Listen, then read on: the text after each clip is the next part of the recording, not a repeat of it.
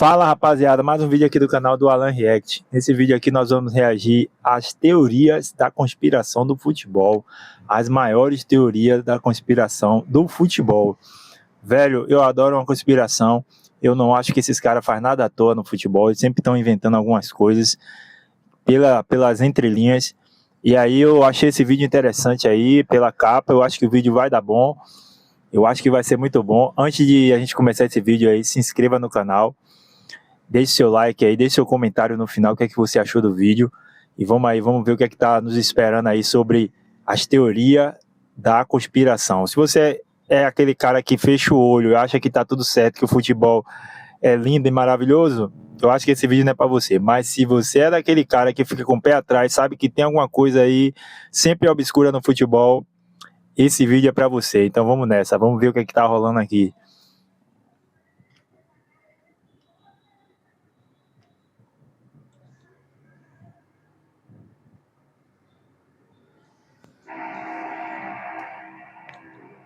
Brasil e França chegavam à grande decisão da Copa do Mundo de 1998. A seleção brasileira defendia o título buscando o pentacampeonato, enquanto os donos da casa sonhavam com seu primeiro campeonato mundial. O Brasil era considerado amplo favorito tanto por ser o atual campeão, quanto por ter o melhor jogador do mundo no time. Porém, poucas horas antes da final, sai a notícia que Ronaldo havia sido cortado da decisão e Edmundo começaria entre os 11. Inicialmente, se dizia que foi por uma lesão no tornozelo. Depois, os boatos eram de que foram problemas estomacais. Mas passados 30 minutos, a escalação é alterada novamente e Ronaldo volta ao time titular. O que aconteceu foi que na tarde do dia da decisão, Ronaldo foi tirar uma soneca em seu quarto, quando de repente começou a convulsionar. Seu companheiro de quarto, Roberto Carlos, viu a cena e desesperado chamou os médicos. O craque então foi levado ao hospital. Porém, nenhuma normalidade foi encontrada e Ronaldo sequer se lembrava do acontecido. Quando ele volta do hospital com a equipe já no vestiário e pronta para a final, ele diz que está bem e quer jogar. O médico da seleção e o técnico Zagallo optam por não barrar, o que do ponto de vista médico era uma decisão no mínimo peculiar. Por isso, Edmundo volta para o banco e Ronaldo joga mesmo depois desse episódio. Foi notório que o craque não estava em sua melhor forma. E o Brasil, completamente apático, levou 2 gols de cabeça de Zidane no primeiro tempo e mesmo com um homem a mais, ainda sofreu o golpe de misericórdia aos 92 minutos.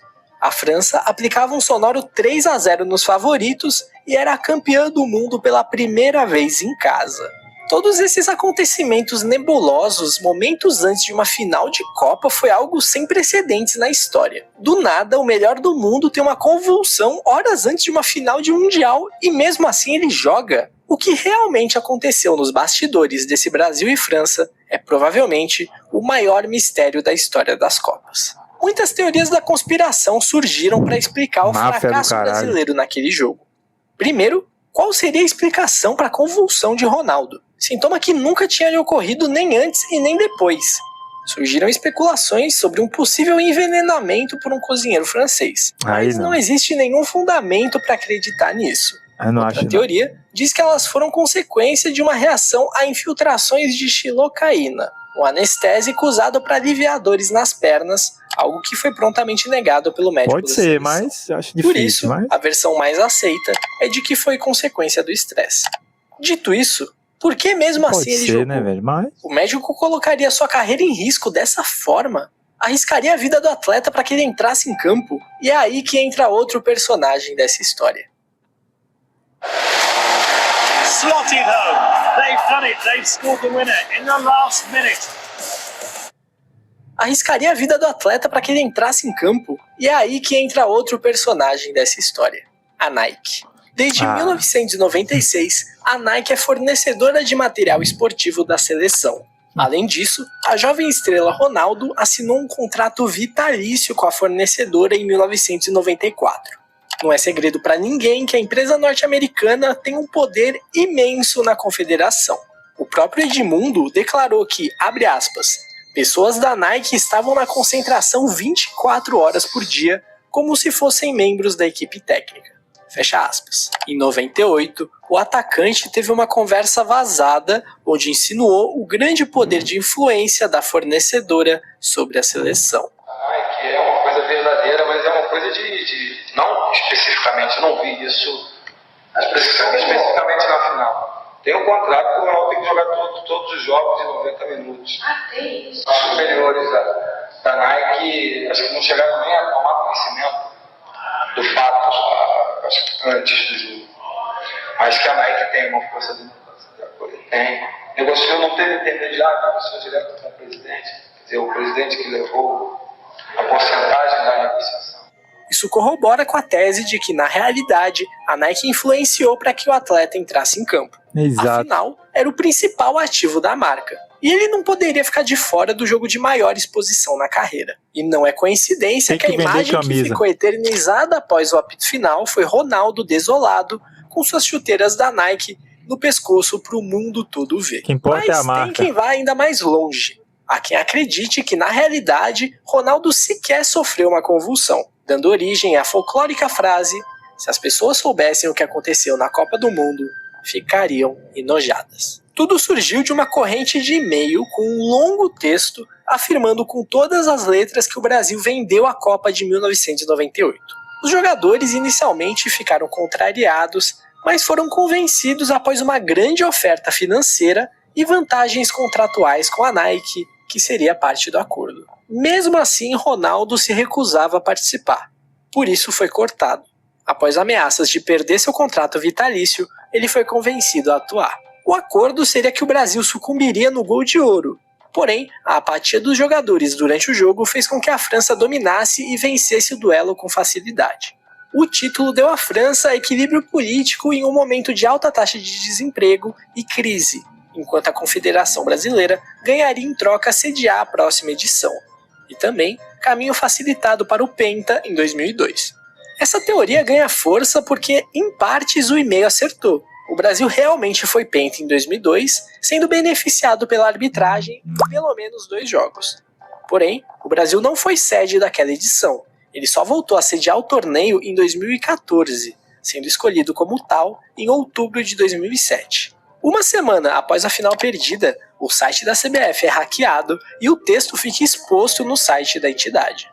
Toda essa história desencadeou uma grande crise na CBF, chegando ao ponto de se abrir uma CPI para investigar o contrato com a Nike e o que se passou por baixo dos panos naquela final. Porém, essa foi encerrada em 2001 sem nenhum avanço. E todos os jogadores e pessoas envolvidas negam veementemente todo o conteúdo daquele e-mail. Para corroborar aqueles que acreditam em alguma manipulação em favor dos franceses, ainda surgiu uma declaração de Platini, anos depois, que confirmou que o sorteio foi manipulado para que Brasil e França só se enfrentassem na final. Cara, é impressionante, né, velho? O quanto a CBF, a FIFA e a Nike aí, as marcas, elas se envolvem no futebol, cara. É impressionante, velho. É absurdo. Rapaz, quem não lembra, velho, de Ronaldo aí? Cara mal, velho, mas tem que botar o cara por causa da marca, pô. E essa teoria da conspiração, essa pra mim é mais... Essa parece ser a mais certa, essa daí. Que a Nike quer que a exposição do jogador seja o máximo. Aquela chuteira ali no pescoço é pra isso, velho. Pra evidenciar a marca mesmo do cara, velho. E não quer saber se Ronaldo perdeu ou ganhou. O importante é que a marca tá sendo vista, velho. E aí essa máfia que tem na seleção brasileira nunca vai acabar, velho. Rapaz, de todos os presidentes, tem seis mandatos, entre 6 mandatos os presidentes da FIFA. Nenhum foi até o final. Todos eles foram ou presos ou teve que pedir pra sair com corrupção e um monte de porcaria. Então como é que você não vai acreditar que isso aí possivelmente tenha acontecido? Se de fato os presidentes tivessem ficha limpa, tivessem fazendo as coisas certas, tudo certo, você até ficava, pô, velho, talvez sim, talvez não. Mas nesse caso aí, como é que você não vai ficar com o pé atrás, velho, sabendo que os caras da FIFA, nenhum presidente foi até o mandato, até o final do mandato, 6, nenhum desses daí. Rapaz, aí não tem como você não acreditar na teoria dessa aí, não, velho. Eu sempre fico com o pé atrás, eu acho que a seleção é máfia pura. Vendo esse vídeo aí, então, Bora ver aqui o que tem mais aqui pra gente aqui dar uma olhada nesse vídeo. Mas a máfia é desgramada essa seleção brasileira. Vai se lenhar. Outra teoria da conspiração bastante difundida é de que a partida entre a Argentina e Peru pela Copa do Mundo de 1978 foi manipulada. A Argentina sediava o torneio em meio a uma das mais sangrentas ditaduras militares do continente sul-americano. A própria escolha da Argentina como sede levanta suspeitas bem razoáveis. Afinal, o regime de Videla usou o Mundial para colocar panos quentes nos desaparecimentos e outras atrocidades que os militares praticavam. Eis que na semifinal se encontravam no grupo B os donos da casa com Peru, Brasil e Polônia. Todos jogariam contra todos e o primeiro colocado avançaria à final. Na primeira rodada, Brasil e Argentina ganham seus duelos. Na segunda, a Polônia venceu e, por consequência, tirou as chances de classificação do Peru, enquanto o Brasil e a Argentina protagonizaram a Batalha de Rosário. O jogo muito truncado terminou 0-0, mas ficou marcado mesmo pela pancadaria que aconteceu dentro do campo. Com esses resultados, o Brasil se colocava ligeiramente à frente pelo seu saldo de gols, e a vaga seria definida na rodada final, com os jogos marcados para acontecer simultaneamente. Porém, de forma inexplicável, a pedido da TV local, o jogo da Argentina foi adiado em 3 horas. Dessa forma, eles jogariam sabendo exatamente de quanto precisavam para ir para a final. O Brasil fez sua parte e venceu os poloneses por 3-1, fazendo com que a Argentina precisasse de no mínimo 4 gols para se classificar. E adivinha o que aconteceu? A seleção portenha massacrou o Peru. 6-0 fora o baile. Vale lembrar que a seleção peruana não era ruim. Tinha chegado às semifinais porque liderou o grupo com a Holanda. Mas, nos dias que antecederam essa partida, aconteceram movimentações bastante suspeitas nos bastidores que talvez explicassem o resultado. Fora a gritante alteração do horário da partida, teve também o fato do goleiro peruano Ramon Quiroga ser argentino naturalizado peruano. Anos depois, ele veio a público dizer que com certeza alguém ganhou dinheiro com aquela goleada. Outros jogadores daquele elenco também confirmaram a história de que alguns dos companheiros deles foram comprados para fazer corpo mole, seja com dinheiro ou até com ofertas para jogar no futebol argentino nos anos seguintes. Relataram também que no pré-jogo o ditador Videla entrou no vestiário da seleção peruana e fez um discurso sobre a irmandade entre os dois países. Como se não bastasse, 10 dias depois da Copa, o governo argentino ainda fez uma generosa doação de $50 milhões e 35 mil toneladas de trigo ao governo peruano. No final das contas, chegou New, mais do que uma nova internet fibra. É uma nova relação entre você. milhões de dólares e 35 mil toneladas de trigo ao governo peruano. No final das contas, o Brasil voltou para casa como a única seleção invicta no torneio, enquanto a Argentina derrotava a Holanda e conquistava sua primeira estrela mundial. Mesmo com tantas alegações e fontes diferentes que indicam que esse jogo foi realmente manipulado, é difícil de classificar como algo confirmado. Então, ainda cabe na categoria de teoria da conspiração. Caraca, velho. Rapaz, é muita coisa que tem, pô, obscura aí, velho. Você é louco, velho. É muita coisa. Isso aí não é coincidência. Você não vai trocar um horário de jogo em cima da hora porque alguém pediu. Não vai, pô. Aí dá pra ver, velho, que realmente teve manipulação, pô. Você é louco, velho. Que aí fica fácil. Você sabe que hoje, no dia das bets aí, o cara faz corpo mole aí pra poder ganhar dinheiro. Todo mundo sabe. Já tá rolando aí as bets aí influenciando diretamente no futebol. Nessa época aí não tinha bet. Beleza, não tinha bet, mas em compensação, o cara chegava direto no cara e falava, velho. Como aí, ó, o cara não precisa comprar o time todo, o cara chega em 3 jogadores. Cara, veja aí que eu vou fazer um contrato pra você no outro time lá, vou ajeitar isso aqui pra você, vou fazer aquilo, vou fazer outra coisa por você. Passa só o corpo mole aí. O cara vai, entra em campo, mais ou menos, um time não funciona, velho, se 2, 3 jogadores tiver mal, não adianta. Você pode estar com o melhor time, se 3 caras tiver mal, não vai, o jogo é coletivo. E aí um abraço, velho, não tem o que fazer, velho. Não tem como dizer que isso aí pra mim não é teoria da conspiração, não. Pra mim aí realmente isso aí aconteceu, velho. Rapaz, velho, Que viagem, velho. Olha ver o que é que tem mais aqui, velho.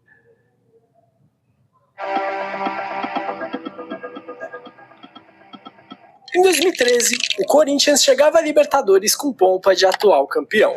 Manteve a estrutura e reforçou seu elenco para defender o título, sendo um dos grandes favoritos para o bicampeonato. Porém, toda a expectativa recebeu um duro baque logo na estreia. O Timão enfrentava o San José de Oruro lá na Bolívia, e logo com 5 minutos de jogo, Guerreiro abriu o placar para os corintianos.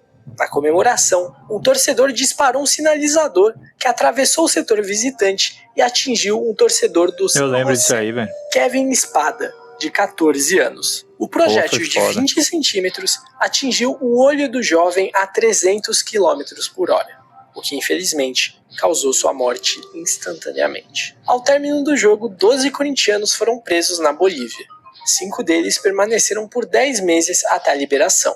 E o regulamento da Conmebol previa que os clubes poderiam ser punidos pelo comportamento inadequado da torcida, como, por exemplo, usar sinalizador. Essa pena poderia ser de uma simples multa até a exclusão da competição. Existia um risco sério do clube acabar excluído do torneio pela gravidade do acontecimento. Então, depois de 2 semanas, foi realizado o julgamento para decidir as consequências. A pena foi de apenas uma multa de cerca de R$400 mil e a proibição do clube levar a torcida na condição de visitante por 18 meses. Os corintianos respiraram aliviados e acharam que o sonho do Bi continuava de pé.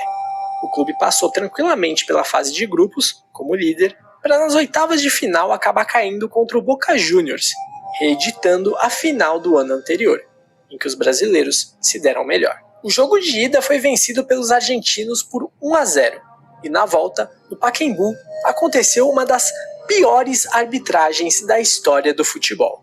O Corinthians foi operado de uma forma que não tem como não pensar que foi na sacanagem. Esse jogo apareceu no meu último vídeo sobre os maiores roubos da história da Libertadores.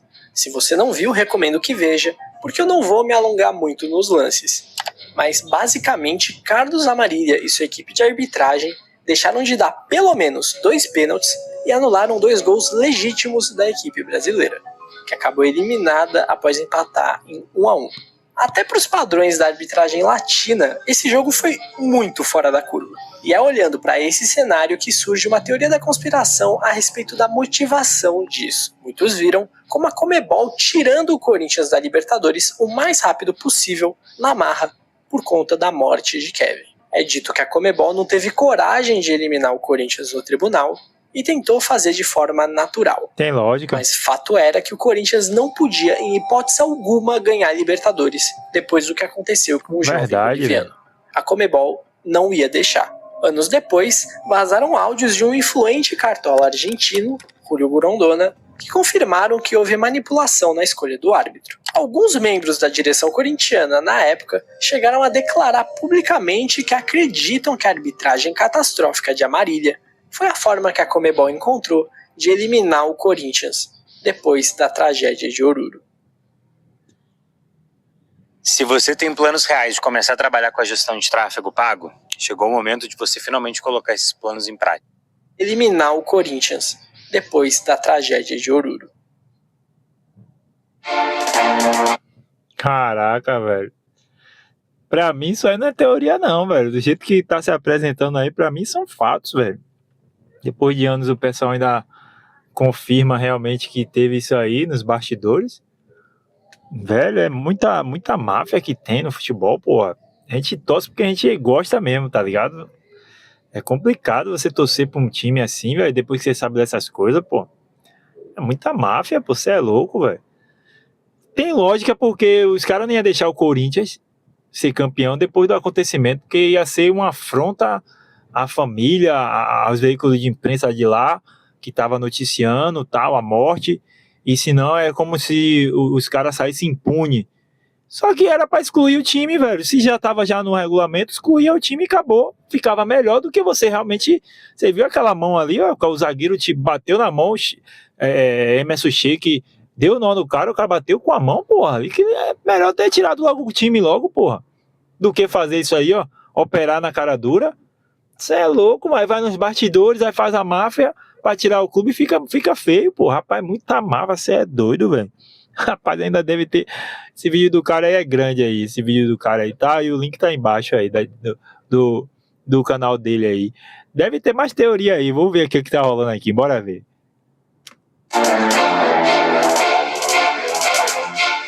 Em 2013 foi um ano que deu o que falar. Ao término Esse da aí é rodada foda, final do velho. Campeonato Brasileiro, foram rebaixados Náutico, Ponte Preta, Vasco e Fluminense. Porém, bizarramente, naquela mesma rodada, houveram 2 escalações irregulares. Algo relativamente raro e que acabou mudando as equipes que foram para a segunda divisão. No dia 7 de dezembro, o Flamengo escalou o lateral André Santos para o duelo contra o Cruzeiro. Porém, o jogador tinha sido expulso na final da Copa do Brasil e, portanto, estava suspenso e não poderia atuar. De acordo com o regulamento do Campeonato Brasileiro, a escalação de um atleta irregular deveria retirar 3 pontos, mais os pontos conquistados pela equipe na partida em questão.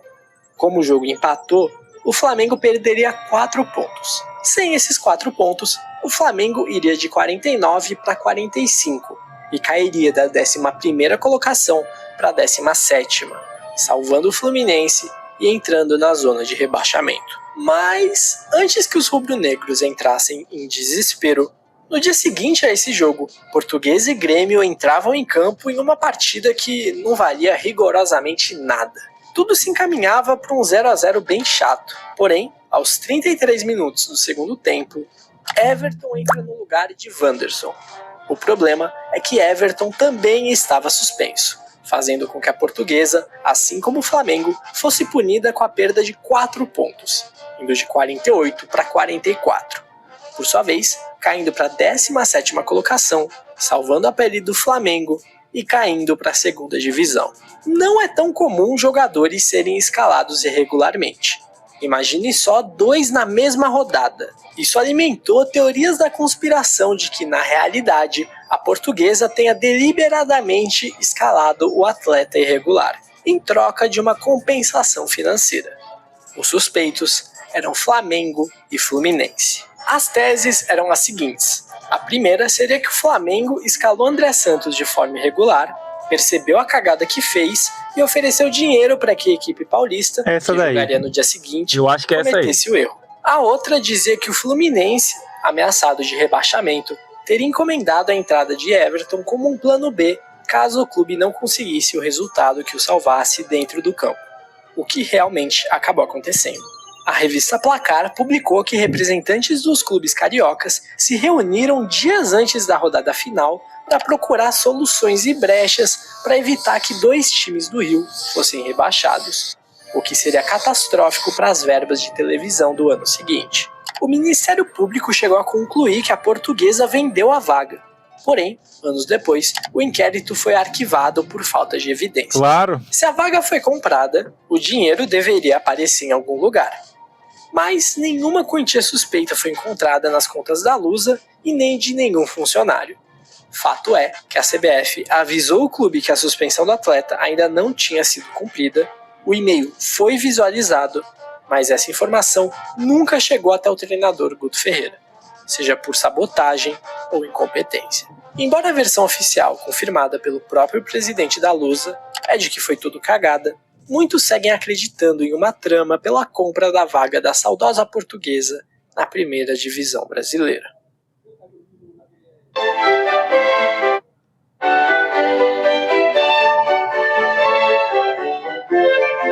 Em uma trama pela compra da vaga da saudosa Portuguesa na primeira divisão brasileira. Cara, esse caso Everton, eu tava fazendo uma pesquisa que eu ia fazer um vídeo também pro canal a respeito disso, um vídeo mais profundo com mais documentos. Essa teoria aí, deixa eu explicar a vocês. Eu tava fazendo uma pesquisa e o que aconteceu? Everton, ele, depois que ele largou o futebol, ele foi para uns três clubes pequenos aí, continuou jogando. E assim que ele encerrou a carreira, ele foi fazer uma parceria para abrir uma padaria. E aí fez a parceria, dizendo que ele conhecia tudo de padaria, etc e tal. E aí o pessoal colocou ele como sócio. Sabe o que ele fez? Ele pegou fez um monte de merda lá, não sabia nada, simplesmente só usou o nome dele, que era ex-jogador, o pessoal acreditou. Depois ele pegou, depois que já estava dando tudo errado lá, pegou todos os material e se picou e sumiu. Aí o pessoal entrou na justiça contra ele para poder rever todo o valor, rever tudo, tal, que foi enganado, porque ele dizia que conhecia sobre o processo e não conhecia nada.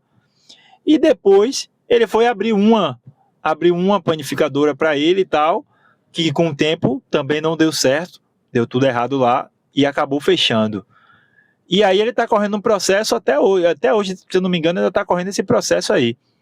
O que acontece, cara? Dá para você começar a ter eu não vou julgar aqui o cara, dizer que ele recebeu, porque não tem como provar, mas você dá uma leve balançada, né, velho? Você vendo que o cara se mete em coisa errada, assim, você, pô, velho, o cara, será que ele recebeu alguma coisa para poder ter entrado em campo ali, cara?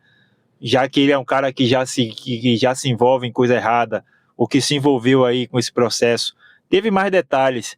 Eu trago no meu vídeo aí, quando eu for colocar no canal, eu vou acabar botando aí mais teorias aí, que eu fiz simplesmente um apanhado, foi pouca coisa, não deu para fazer uma coisa mais profunda, mas em relação a esse caso aí, é complicado. E eu vou na primeira teoria de salvar o Flamengo, porque o Flamengo não pode cair, o Flamengo é intocável.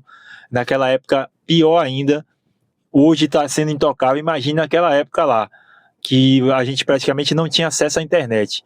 Lá era só televisão. Então, já que só era televisão, eles manipulavam do jeito que eles queriam. Hoje, mesmo assim, mesmo com tanta informação, a gente tem celular, a gente olha, a gente pesquisa, vê esses vídeos para poder... Mesmo assim, tem gente que não acredita que está existindo uma conspiração ali por trás. E eles, mesmo assim, eles ainda fazem na cara dura. Mesmo com a gente com muita informação, eles ainda fazem a falcatrua deles aí com muita cara dura. O Flamengo é rei nisso aí, né? O Flamengo que ia cair, então eu tenho certeza que o Flamengo, porque se você não entendeu aí, a Portuguesa não ia cair de jeito nenhum. O Flamengo ia cair, já estava certo na última rodada. O que poderia salvar era só essa perda dos 3 pontos. A Portuguesa perdeu os 3 pontos, foi só isso aí que poderia salvar o Flamengo. Se perde, se empata, a Portuguesa tá dentro, pô. É complicado, velho. É muita conspiração, velho. Rapaz, eu gosto de ver isso aí. Eu acredito em tudo isso aí, ó. Agora, se você não acredita, se liga, abre o seu olho, velho. Abre o seu olho, porque bora ver o que é que tá esperando mais a gente aqui. O vídeo é bom pra caralho, velho, do cara.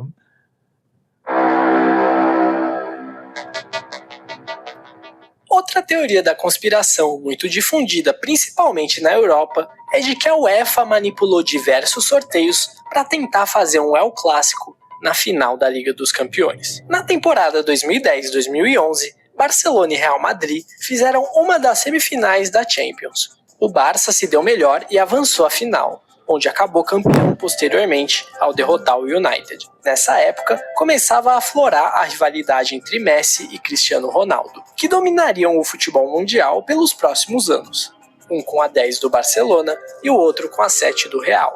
A UEFA viu naquilo um prato cheio para ganhar muito dinheiro.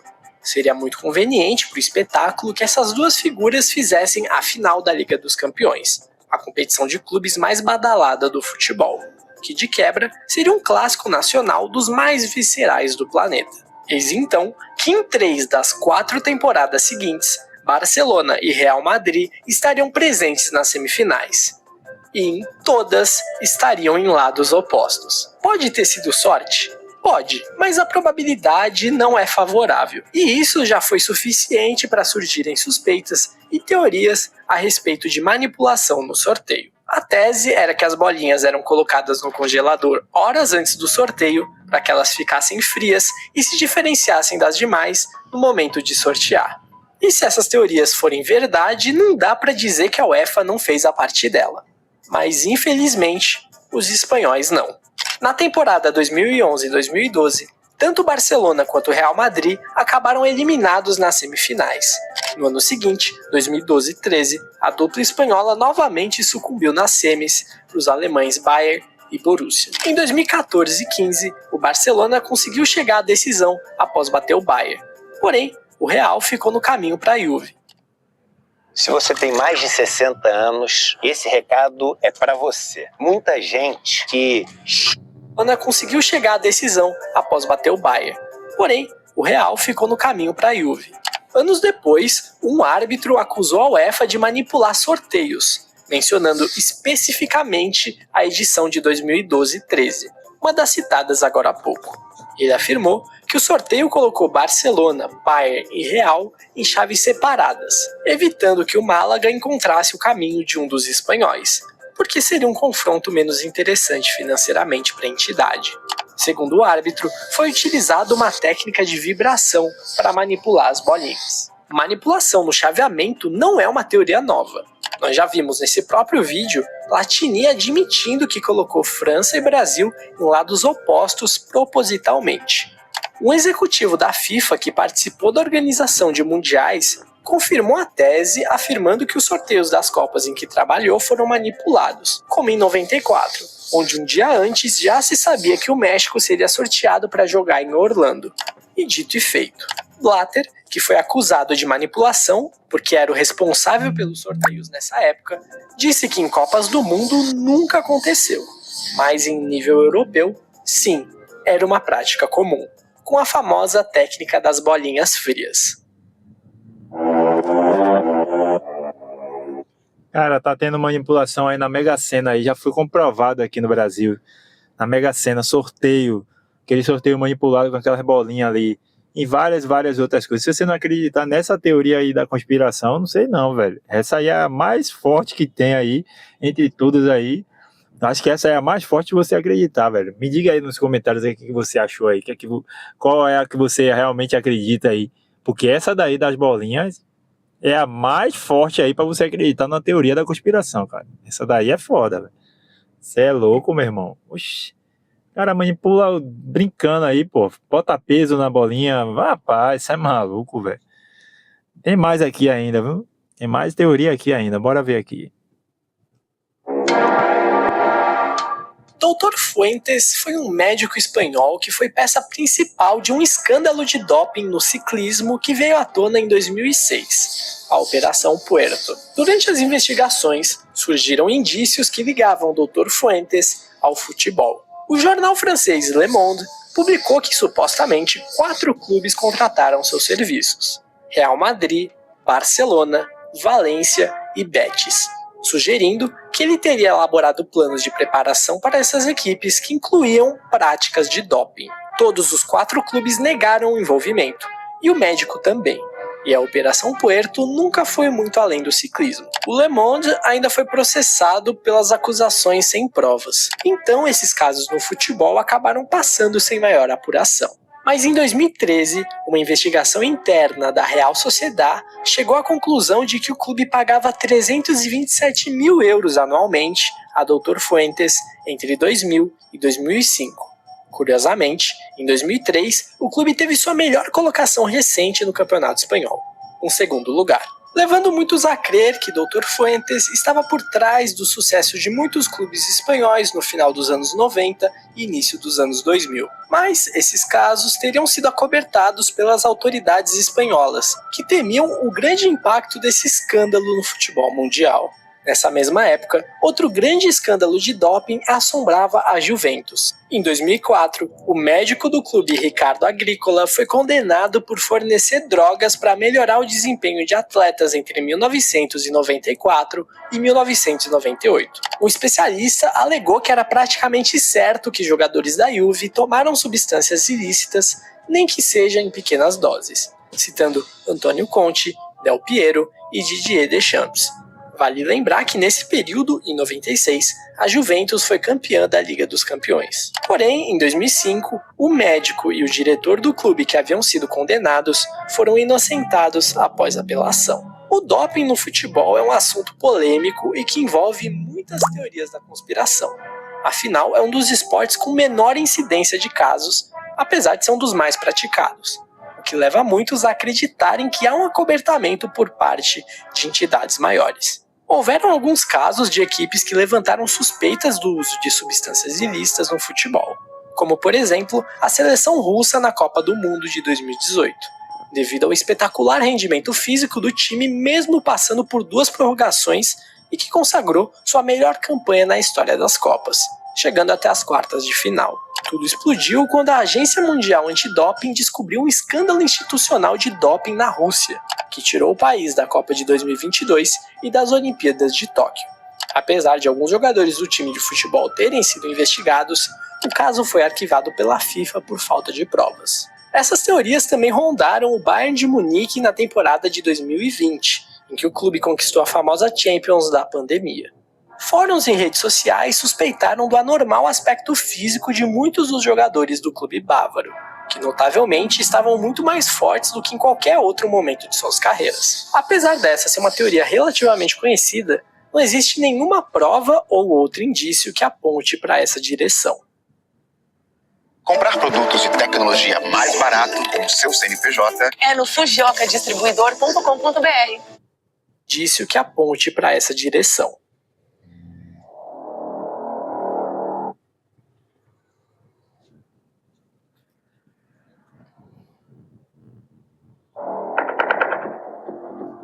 A existência de seres extraterrestres é uma das mais populares teorias da conspiração. Existem vários relatos de avistamentos de objetos voadores não identificados. E, curiosamente, o maior avistamento coletivo de um OVNI aconteceu em um jogo de futebol. Era a noite de 6 de março de 1982, no estádio Morenão, no Mato Grosso do Sul, onde o Operário recebia o Vasco da Gama pelo Campeonato Brasileiro. Os donos da casa venceram por 2-0, mas as manchetes da época só falavam sobre um suposto disco voador. É relatado que durante o primeiro tempo, um OVNI surgiu no céu sobre o estádio. O objeto emitiu uma forte luz sobre o campo, chocando os 24 mil presentes no episódio. Segundo relatos do próprio árbitro, o jogo foi paralisado nesse momento, sendo retomado após o sumiço do disco voador. Apesar dos relatos dos 20 mil presentes, não existe nenhum registro fotográfico em áudio ou vídeo do incidente. O que torna tudo mais estranho é que os gols do jogo estão disponíveis no YouTube. Porém, o jogo completo se encontra apenas nos arquivos da Globo, não estando disponível a público. Uma reportagem foi feita anos atrás, onde repórteres assistem ao VT completo do jogo, relatando que não existe nenhuma paralisação ou aparição estranha durante a transmissão, contradizendo os testemunhos de milhares de espectadores, além do próprio árbitro e de alguns dos jogadores em campo. Teorias dizem que, a mando do governo, a Rede Globo alterou a fita daquela transmissão, ocultando o trecho da aparição e empurrando para debaixo do tapete esse incidente. Apesar de não ter absolutamente nada que sustente essa teoria, esse não deixa de ser um dos episódios mais folclóricos do futebol brasileiro. Bom, rapaziada, por esse mês foi...